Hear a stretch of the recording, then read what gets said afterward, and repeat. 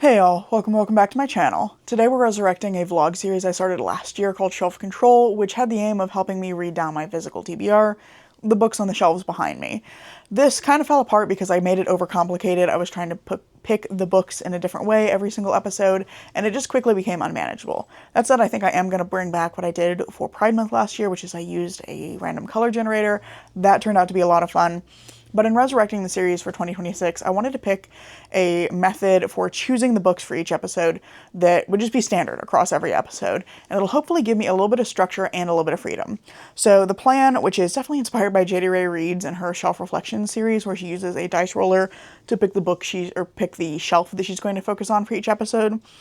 The plan, inspired by that, is that I'm going to roll a d12 to pick a shelf to read from, but rather than focusing on a single shelf per episode, I'm going to be rolling the die, getting a shelf, picking a book, kind of keeping in mind that I want to focus on books that would otherwise not get picked up anytime soon, and then we're going to read it, and then we'll roll for a new shelf, because all of mine are sorted by genre, and I think if I just read from a single shelf, I'm going to get really bored really quickly, so I want to have a little bit more variety than that. So we're going to roll the die, we're going to figure out what book we're starting with, and we'll kind of go from there. I'm going to do it as a sort of choose-as-I-go style vlog, just because I think that's going to be a little bit easier for me to fit in with everything else I want to do. So that's the plan. The only other note for this month is I'm excluding nonfiction up here at this top shelf. There's a little bit of it on this shelf, but that's okay. We're excluding the primary nonfiction shelf because I'm currently carrying over nonfiction into March, and I find it a lot harder to read multiple nonfiction at once than multiple fiction. So we're excluding that, and instead we're including a shelf one, my little tree shelf, which you can't see. It's behind, excuse me, I've got hiccups. It's behind the camera. And that one's got all of my priority TBR and my self-destructing books for the year. So we're going to use that as shelf one instead, and then we'll count normally from there. So let's go ahead and figure out what this first book is going to be, because I'm working on my March TBR and I'd like to have that for planning purposes. So we're going to be picking from, that's shelf number 5. So that's number 1, 2, 3, 4, 5. And that is a mystery shelf. So let me take this off the stand and we'll take a look at that shelf and pick something. Okay, so the selected shelf, this shelf 5, down here is a mystery shelf. You can see I've actually done a decent job of clearing out some of what was on this shelf, but this is all mysteries, and there are a few things that immediately jump out to me as good picks. I have a couple of June Her books here that have been sitting here for a while. I really like her mysteries, her historical mysteries, but they're really emotional, and so it usually takes me a while kind of between them to get to the next one. So I could read The Red Palace. I also have this Anthony Horowitz, Magpie Murders, that I could get to because it's been sitting here for a while. Could do When No One Is Watching by Alyssa Cole. Either of the Stuart Turtons could be a good one. The Alienist. Or, right here, on this other end, is Master and Margarita, which is the one kind of classic that ended up on this shelf.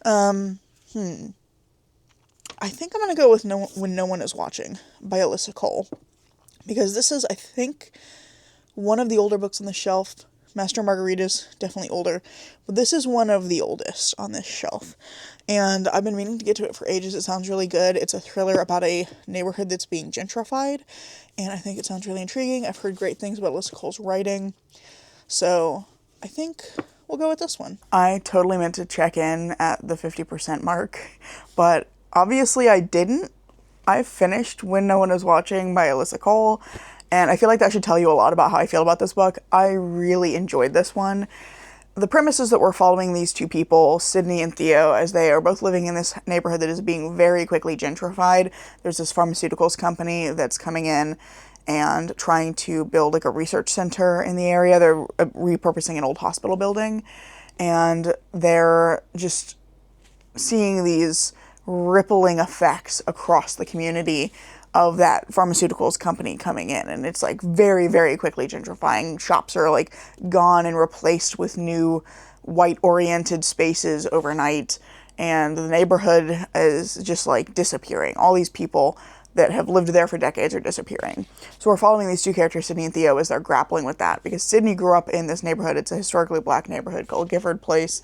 She grew up there and has come back to get back on her feet after a messy divorce, and finds out that her mother is very ill, so now she's just got all these stressors happening. Her mother is not well and ends up needing to go into a care home, and Sydney is dealing with medical debt and the legal issues around some of her mother's property, and she's also grappling with this like emotional fallout, and then the gentrification of her neighborhood, watching her neighbors disappear, is sort of the shitty cherry on top of the shitty cake. So she's really struggling, but she ends up meeting Theo, who has recently moved in. He's a white man who's moved in with his girlfriend, but their relationship is like super rocky, and they're really kind of untenable at this point. And he ends up trying to help Sydney with a historical research project that she's working on. So the two of them start to form this friendship as a number of sinister events start to happen that show that maybe there's something even worse going on with the gentrification, that things aren't quite what they seem. And so the two of them are like becoming friends, and there's a bit of a romance in this. Alyssa Cole is primarily a romance author, and I think you really see that in this book. So there's a romance in it, but there's also really, really strong thriller elements that genuinely frightened me. I think this is a very scary book, and I think that it's a really interesting discussion of gentrification and racism, particularly systemic racism, but I really like the way that the book is looking at sort of the interconnections between individual racism and systemic racism. And I just thought this was really smart. It's really fun and engaging. I loved both Sydney and Theo. And in the end, I think the only reason I'm giving this 4.5 stars instead of 5 is these like two very small things. One is that there's a one horrific thing that happens in the middle of the book. Horrific's not the right word. Creepy and skin crawling is maybe a better description. There's one thing that happens in the middle of the book to Theo that just never comes up again and never gets explained. And I would have liked to see that kind of get wrapped up. And then the other thing is, I think Theo should have struggled more. A lot of the racism in this book is very, like, blatant, but a lot of Theo's story about his side of his, like, character development is about him kind of grappling with his own white privilege for the first time, and also kind of realizing how awful his girlfriend is, because she is very racist.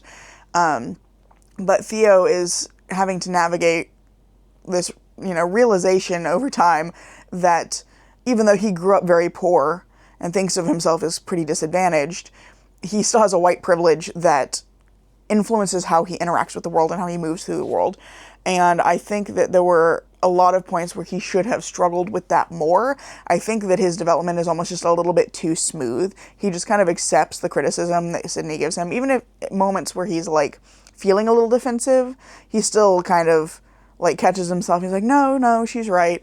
And like, while it's, I think, really sweet for the like friendship and romance that develops out of that, I just think he needed to have a little bit more difficulty there. He needed to spend more time really like self-reflecting and working through his own kind of unrecognized biases. So that was really my only issues. I felt like Theo's development was a little too smooth, and there's like one unexplained creepy thing in the middle of the book. Other than that, this is absolutely fantastic, and I'm almost sad that it took me this long to get to this, because this was wonderful, and it's been on my shelf for like 6 years. Just as like hidden gem on one of my shelves. So yeah, I really, really enjoyed this. I'm glad that I finally picked it up. It's going to be a permanent resident of my shelves. And now we need to pick which shelf? Can you tell it's early in the morning at this point? You need to pick which shelf we're going to be choosing from next. And then I need to decide what book I'm getting what book I'm reading. Jesus Christ. We need to decide what book I'm reading off that shelf, because I'm going to be visiting my mom over the weekend, so I need to have something to take with me for reading material. So let's go do that. Okay, let's roll for our shelf. Let's see, what do we get? We got shelf 3. All right, let's go take a look. Okay, if we count down, I'm going to use this as a placeholder, but 1, 2, 3. Shelf 3 is some of my horror books. So, what do I want to pull off here? I have a lot of great options here. I think Gallant stands out as one that I got in a subscription box that I have just not been prioritizing. I tried one of V.E. Schwab's other books and didn't care for her writing style. Didn't vibe with it. So I don't know if I would get to that one otherwise. The Hole is a psychological thriller that I picked up on a whim at my local bookstore before I moved to the city that I live in now. So this one's been on here for a while, and I don't know when else I would prioritize it. I think Hawk Mountain, another one I bought kind of on a whim from the same local bookstore. Leech, which I started and was enjoying, could be good. We have another subscription box, The Devil Makes 3. Bewitching's been on here a while, or This one hasn't been on my shelf for very long, but The Shining by Stephen King is something I know I've been wanting to read. So, I'm really torn. But I feel like what makes the most sense, the thing here that I would be least likely to get to otherwise, is probably Gallant. I've heard this reads a little bit on the young side, and I have previously DNF'd a book by V.E. Schwab, so I feel like this is a good opportunity to prioritize this one and see if I'm going to like it at all, because I got it in a subscription box, and it wasn't something I picked out for myself. So let's give it a try and see how it goes. So, good news, I feel like I'm getting my reading momentum and motivation back. I'm on my third book of the month so far, and it's still the first week of the month, so a lot of good progress. And I'm now 200 pages into Gallant, so we're making some good progress there as well. The bad news is that I'm just kind of finding it okay. It's fine. I'm not having a bad time. It's mid, yeah. Jacob is in the background back here. Yeah, it's fine. I'm generally liking the writing. The writing's pretty lush and interesting, but it's a little bit repetitive at a few points that I find kind of grating. The general gist of the story is we're following Olivia Pryor, who grew up in a boarding school, not even a boarding school. It's basically an orphanage. It's called the School for Independent Girls, Maryland School for Independent Girls. But it's just like an orphanage. And she grew up there, and she's expecting that she'll eventually leave the school, and probably the best she can hope for is being a servant in somebody else's house. And she doesn't really like the rules, so she just kind of causes some chaos at the school constantly. She's kind of aggressive and impulsive, and she's also mute. So that's a really big part of the story. She can't speak, and so she has to rely on other ways of communicating with the other characters. But after growing up in this school, she's been there since she was 2 years old, or a little bit less than 2 years old, and she's now 16. She receives a letter telling her that her family have been looking for her, and it's from her uncle, and he wants to invite her back to her home at Gallant. And she ends up getting sent off to Gallant, only to discover that uncle has actually been dead for a year and can't have sent the letter, and they had no idea that she was coming, but they're like, what do we do now? There's a small child on our doorstep. There's a teenager on our doorstep. I will say she reads a little bit young to me at some points. But yeah, that's generally the setup, pretty standard setup for a spooky house story. And of course, Gallant is not what it initially seems. There's sinister things going on as well. There's, as you might expect, a family curse. But overall, I'm finding it just a little bit flat. I think there's an entire part of the first part of the book that you could just take out and it wouldn't substantially change the story. It just spends a lot of time setting up that Olivia is not like other girls, which is the thing that I hate.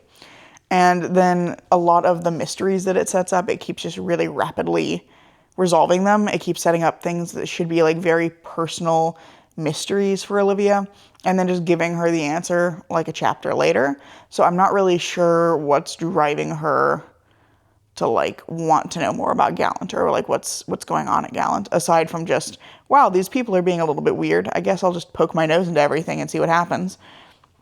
So that's fine. It's not that can't be her motivation, but I feel like it keeps giving her more interesting motivations, more interesting reasons to be digging into the events at Gallant, and then just kind of resolving those immediately and taking them away. Also, there's a really major reveal, just before I got to the point I'm at. I'm 2/3 of the way through. Right before the 2/3 mark, there's a really big reveal about who Olivia's father is, and that just doesn't get lingered on at all. She just kind of offhandedly goes, oh, my father was X. Anyway, I'm going to move on to some other topic now. That felt weird. I felt as a reader, I was wait, no, go back to that. Let's dig into that more. So yeah, it's a little flat. It's okay. The atmosphere is decent. I like the impulsiveness of the main character. I think that is interesting, and that it gets her into a lot of trouble, not necessarily with other people, but puts her into dangerous positions because she's not really thinking through the consequences of what she's doing. And I like a lot of the side characters. I particularly like Hannah and Edgar. So there's some things I like. There's some things I'm not liking as much. If it really sticks the landing and does something cool at the ending, I could see it going up to a 3.5, maybe a 4-star. But I think at this point it's probably going to be a 3. But we'll find out soon, because I'm going to go ahead and power through these last 100 pages this morning. I have officially finished Gallant. It's later in the evening than I anticipated. We're actually going to be, I think, going to bed soon. But we ended up wandering around for a while this afternoon because Jacob was getting pretty stir crazy, and I always am down for some wandering around and shopping. So we went and wandered around for a bit, and then we went to meet my aunt and uncle for some dinner and to go play some pool. So had a bit of a break. Bought a book this time. He did buy a book. There was an author doing a signing at the Barnes & Noble that we went into at the like shopping center we were at. And there was just a guy there. The book, it's like paleontology about climate change, right? Yeah, it's, the tagline for it is something about how like paleontology findings can show like resilience to climate change. So it's very interested to see what it's about. It's I got a signed copy. Yeah. Put my name. You got a personalized copy. A personalized signed copy. Yeah. That's the first time I've ever actually had something like that. So it's pretty cool. Yeah, it was really neat. It was neat that he was there, and it was cool that it was a topic you were interested in. Yeah. So. I'm very curious to see how that one is. Yeah, you'll have to let us know if it's good. I will. Thank you. If I read enough, you may actually be able to include me in on the year-end videos again. Hell yeah. I've been persona non grata for like 2 years now. True. But yeah, so we did a little shopping. He found a cool book, and I finished Gallant finally. So I read the last 100 pages. Actually, I read last 60 pages or so when we got back.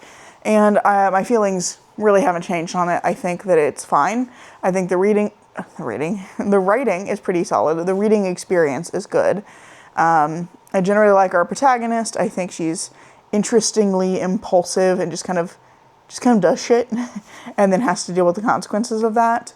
I really like some of our side characters. I think that the ending is really intense. If a little bit short, I think it could have been a little bit longer. It could have been dragged out a little bit more and have been a little more satisfying if it had been, because I feel like the villain is defeated a little bit too easily given how much he's built up.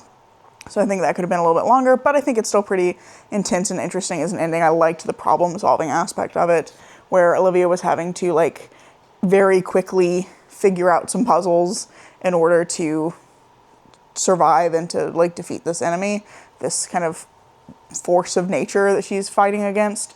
So I thought that was really interesting, but I do feel like the book is just overall a little bit too short and a little bit underdeveloped. I think, in particular, one of the big things for Olivia is that she's never really had a family, and then she ends up finding out she has a cousin, and she meets him, and she barely interacts with him, and there really is a pretty big communication gap between them because she's mute and he's dyslexic.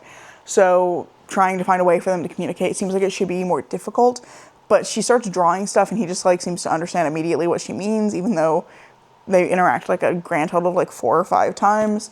And I felt like that relationship just felt too smooth. They like interacted differently, I think, every single time that they actually interacted. And I felt like we should have seen a little bit more of that development, which would have made the ending of the book a lot more impactful if we had seen more of that development of the relationship between them. So overall, I think it was decent.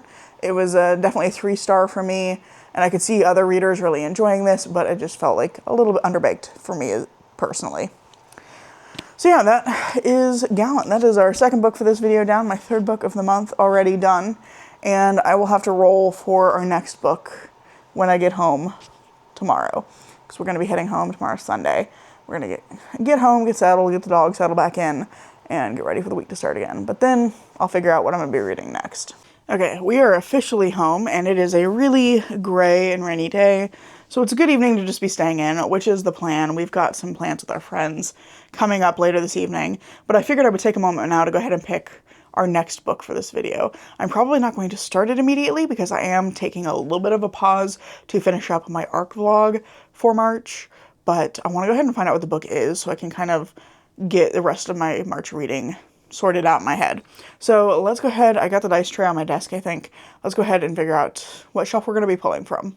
All right, let's roll for shelf number 3.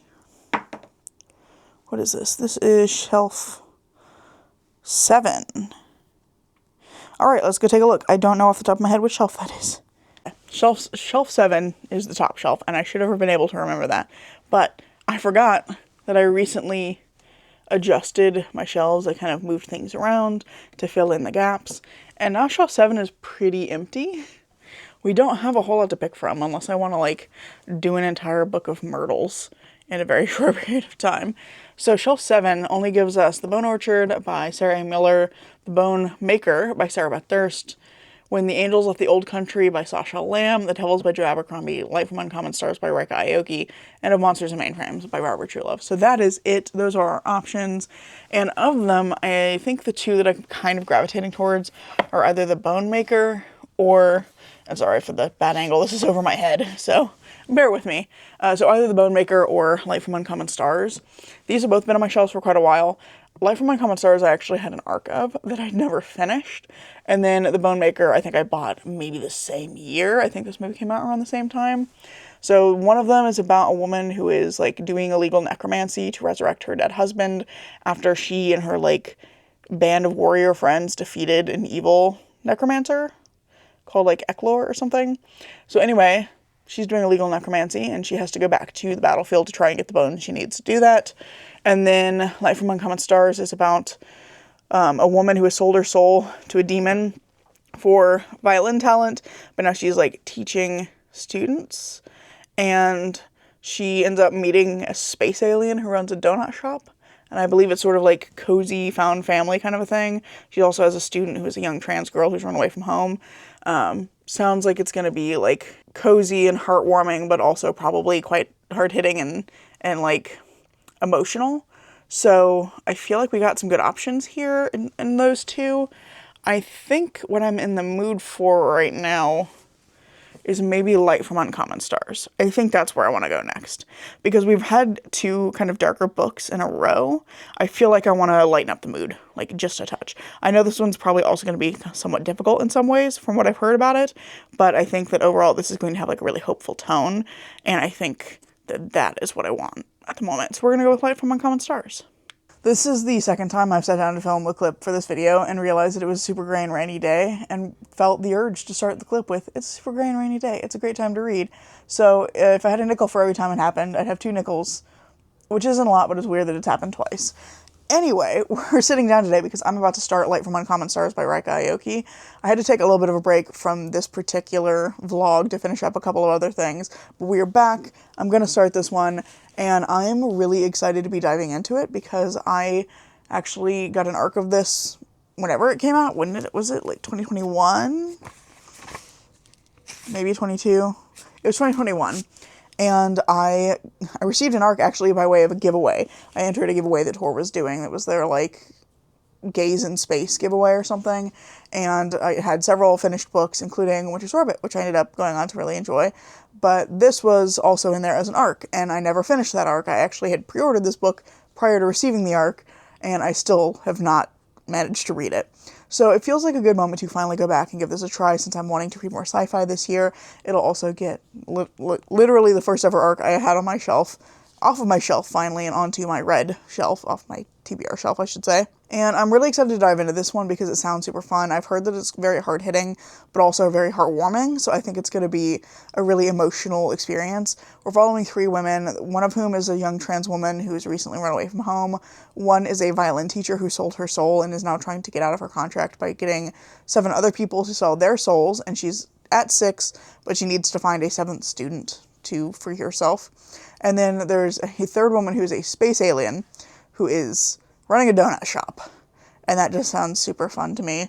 Like I said, I've heard a lot of great things about this book, and it's finally time for me to experience it for myself. It sounds like it's going to be super fun, and I'm excited to be diving into it on this lovely gray and rainy day, which is the perfect time to be starting a new book. So I'm going to go get started on this one, and hopefully I'll be back around 50% with some thoughts. Whether I remember to film will be the question. Quick check-in, because I am like 50 pages into this one, and despite my excitement, I am really struggling to get invested in this. I think it's for a couple of reasons.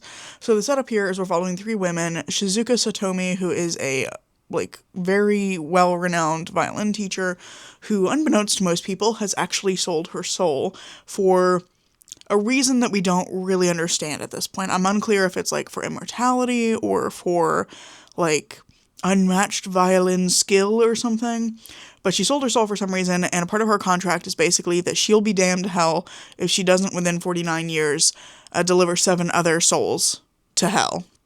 So she's done 6 of those, and she is now searching for the 7th soul that she's going to send to hell in her stead, and then she'll be free from her contract and have whatever whatever boon it is that she's after. So she's searching for a violin student with a kind of a ticking time bomb of damnation around her neck. And then we're also following Lon, who is a space alien who sells donuts to get by. She's fleeing some sort of galactic war and ends up escaping to Earth with her family and takes over this donut shop because it's a great place to hide her spaceship, and she and her family are trying to do some sort of thing, unclear if it's like escaping or trying to get some sort of communication out to figure out what's going on beyond Earth or something, but they're working on some sort of sciencey project, and they're also selling donuts. And Shizuka and Lon kind of interact early on, and it's pretty clear that they're both very interested in each other. There's something like enigmatic about each other that they can't stop thinking about, but they're also both kind of like, I can't pursue this right now for reasons. So that's two of our characters. Our last character, and I think this is part of what's making this difficult for me to get invested in, our last character is Katrina, who is a young trans woman who has recently fled from her abusive family and is now living in LA, where the book is taking place. I think it's in the San Gabriel Valley, specifically. But she's just recently fled to this area, fleeing her abusive family, and is now in a very dangerous situation where she's living with somebody that she thought was a friend of hers. She'd met at like a LGBT youth retreat, and he is no longer a safe person for her at all, or probably never was, but she didn't know that after meeting him for like a week once previously. And so she's living with him now, sort of crashing on his couch, but he is both a racist and a rapist, which we are told very early on, and his friends are also quite racist. And she's kind of in this precarious situation, sleeping on his couch and suffering at his hands, while she's also doing sex work to try and get by. Like, she has no other way to make money in this situation. And so she is going into dangerous situations outside of her living situation to try and make money, and, narrowly avoiding some pretty serious consequences from that. But she is approached by Shizuka in the park on her first day in the area, and Shizuka hears her playing and wants to bring her on as her, next student. So, hardly a step up, I would say. If it's like, well, you're going to suffer forever, or you're going to go to hell and suffer for eternity. So, between a rock and a hard place, for sure. And I think the difficulty I'm having here is that Katrina's storyline is so heart-wrenching and grounded and realistic, and then Shizuka and Lon are off having these, fantasy problems, and they're very poorly described problems at this point, 50 pages in. I do not understand why Shizuka has sold her soul or what Lon is trying to do underneath the donut shop. But what I do understand is that Katrina is suffering, Katrina is barely surviving, and she desperately needs support and help. And it's making it very difficult to read the sections that aren't Katrina's, because I think I'm most invested in Katrina's story. I want her to get out of the situation. I want to see her have good things happen to her. And it's making it very difficult to jump between Katrina's sections where she's like, well, at least this client didn't re-injure my ribs that my father bruised when he was beating me, to Shizuka's like, I don't know what music I'm looking for, but there's a pretty lady at the donut shop and I can't possibly pursue her on account of my imminent damnation. It's just, I feel like that is a very dissonant tone, and I'm struggling to get invested in the book as a result of that. I think the other problem is just that we're spending so little time with these characters. It has a very interesting writing style, very quick-paced, which I'm appreciating, but it flicks back and forth between the different perspectives so quickly and so frequently that it's hard to get settled in any one storyline, and I feel like I know so little about what's going on with Shizuka and Lon. Even though I feel like I spend more time with those characters. Shizuka gets a lot of page time. I just feel like I'm so unclear because of that constant flicking back and forth on what the goal is for either of those people. I don't know what's going on with their storylines, so I'm just a lot less invested in them, and I don't really get a chance to get invested in whatever it is they're trying to do. Meanwhile, Katrina, it's just again, I just really want to see good things happen for her, and it's creating a weird reading experience. So I just felt like I needed to get that out there, put that on the record. I am going to keep reading it. I'm enjoying it enough that I want to keep going, but it's It's a weird experience, and I kind of want to have that on record so I can remember how I was feeling at this stage in comparison with how I end up feeling later into the book, because I do feel like it's worth continuing on. So yeah, that's it. That's the update. I'm gonna go figure out what's going on with Shizuka and Lan, and hopefully my experience will improve. Okay, it's not been that long since I last checked in. In fact, it's been like a couple of hours and 15 pages read here and there over my lunch break. I'm DNFing Light from Uncommon Stars, and I have to say that no one is more disappointed about this outcome than I am. I was ready to love this book. On paper, it should be a perfect book for me. It's got lots of whimsical, fantastical elements, but it's also digging into some darker ideas, and I love when authors blend those two things to like use the whimsical, fantastical side of the story to dig into the dark ideas that they're, talking about.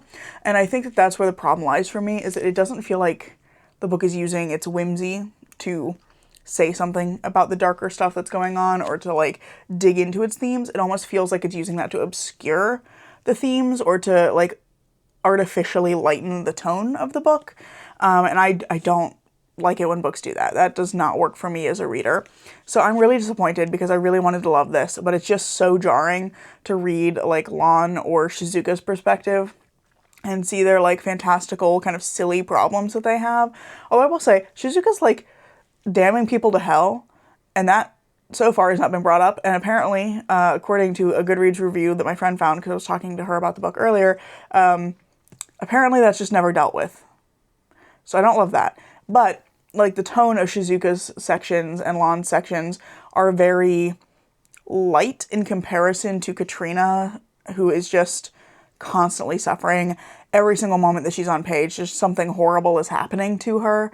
And I'm finding it really disconcerting and uncomfortable, not in an intentional way. Because I think that some authors use that really well, and intentionally use that sort of jarring juxtaposition to force you to reckon with the darker ideas that they're talking about, the darker events in the book. I think that that can be done really, really well. This doesn't feel intentional. This feels like the whimsy is obscuring the ideas that Reika Aoki really wants to talk about. And so it just is not meshing well for me. It feels like these pieces aren't really coming together properly. And I've just got to the bit where the characters are kind of all in one place together for the first time, and I just don't buy the interactions. There's a sapphic relationship that forms like 1/3 of this like triangle of characters, or not 1/3, one side? Yeah, one side of the triangle of characters. It is not a love triangle, but there is a sapphic relationship, and I wanted to love this because I need more sapphic recommendations. I haven't read a ton of sapphic books, but it's something that I'm trying to dig more into, so that was another reason I was very excited to pick this up. And I just don't believe the relationship at all. It's pretty much insta-love, like they see each other and immediately are like obsessed with the other. And then the bit that I've just gotten to, they just start sort of info dumping their dark secrets to each other after having sat in a park for 5 minutes. This is their first like interaction that's not a customer service interaction, and they're immediately just like, hey, here's all my deepest, darkest secrets, person that I don't know, and immediately working together as a team. When Katrina shows up, so there's a romance of Shizuka and Lan, when Katrina shows up in the middle of this, and the three of them are now like interacting with each other, it's like Shizuka and Lan immediately are leaping into action to help Katrina, and it's just like too smooth and too frictionless given the other ideas and the other events that the book is talking about. So it's just not working for me. I think this is very much a case of a mismatch between reader and book. I don't think the book is bad, but it is not working for me, and it's not addressing its themes and its big ideas in a way that I find satisfying or compelling. So I'm really bummed, but I am going to DNF it, and hopefully I'll be able to get this in the hands of somebody else who will love it instead. I'm going to try and donate it locally to one of the local bookstores, and hopefully another reader will pick this up and love it. But yeah, there's that. And I kind of hate to end a vlog on a DNF, but we are also running out of time before when this video is supposed to go up. So I think we're going to roll one more time and see if we can get a short book to fit in. Because I hate to kind of end things on a DNF. I feel like we were starting so strong at the beginning of this vlog, and we've had this like continuous downward curve as the vlog has gone on. So I want to try and get one more book that hopefully will be more of a win. I have to forgive the awkward placement and lighting of the dice tray, but my desk is a little busy at the moment. Let's see. Got shelf number 1, which, if you'll remember from the very beginning, is actually the shelf behind me. So let's take a look. Okay, so this is shelf number 1, which has all of my priority reads from the year up here, and then my self-destructing books down at the bottom.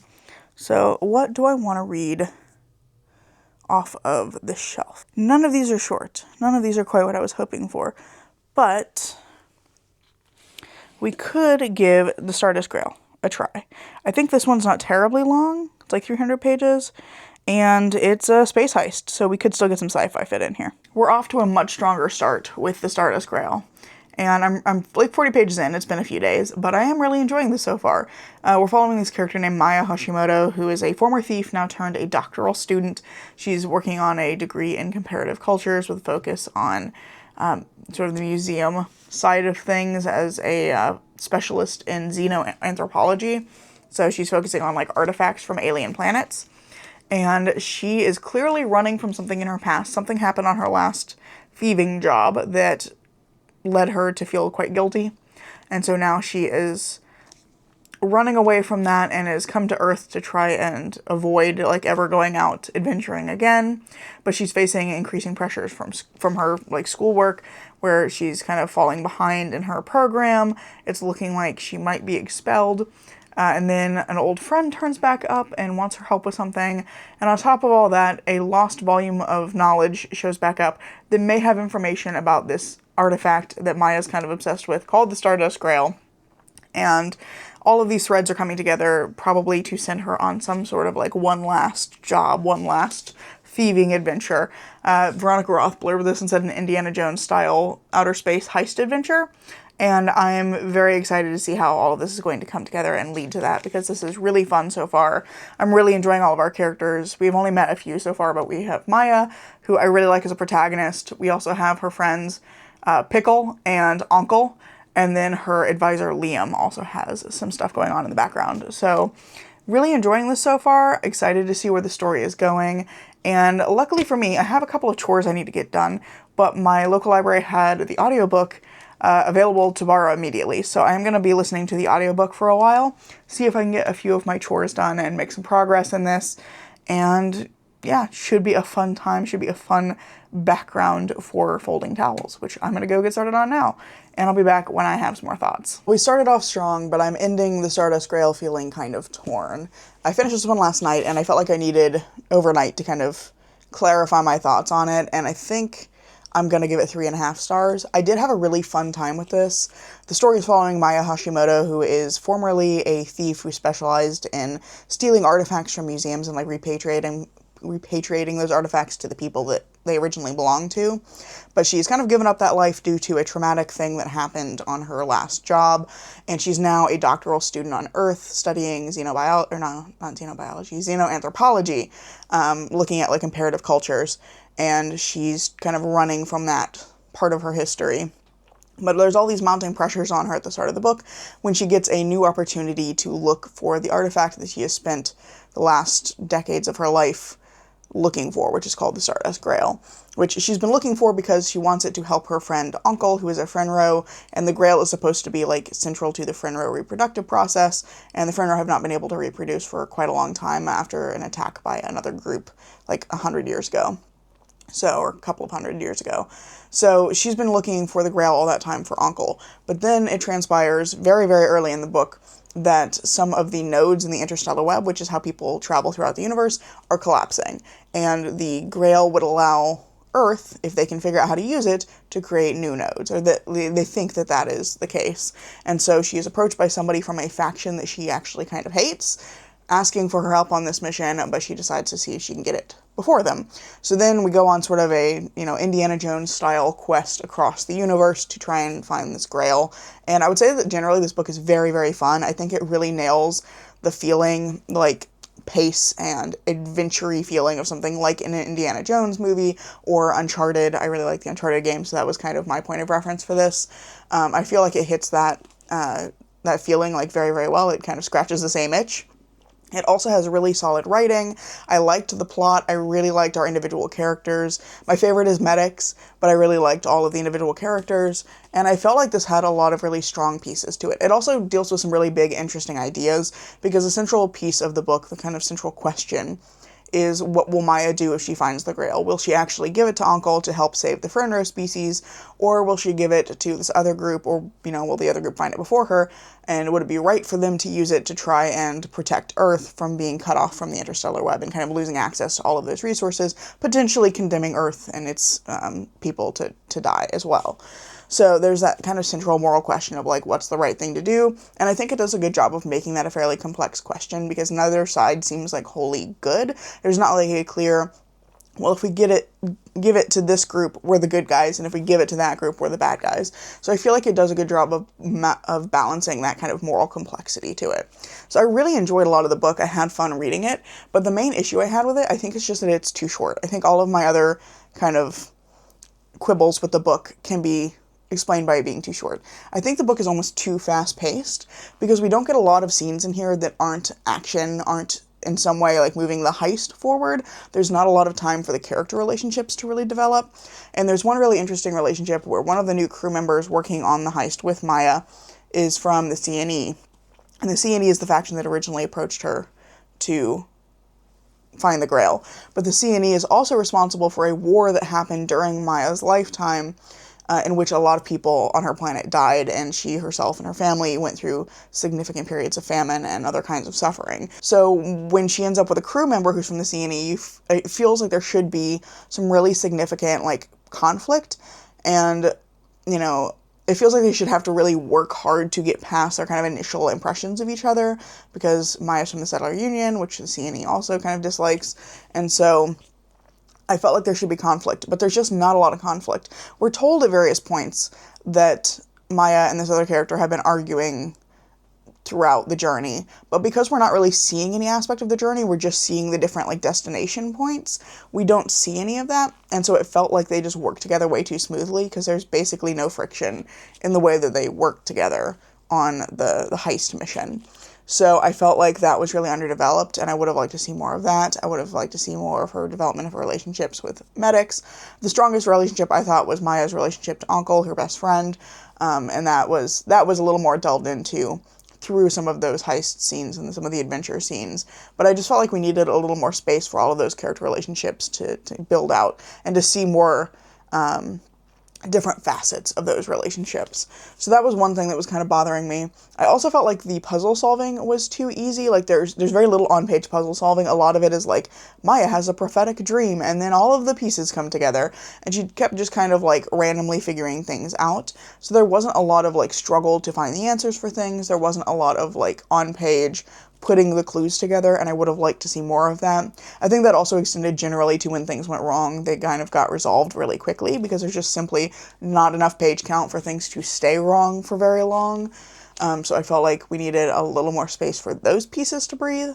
And then finally, my last issue is that the ending is just really abrupt.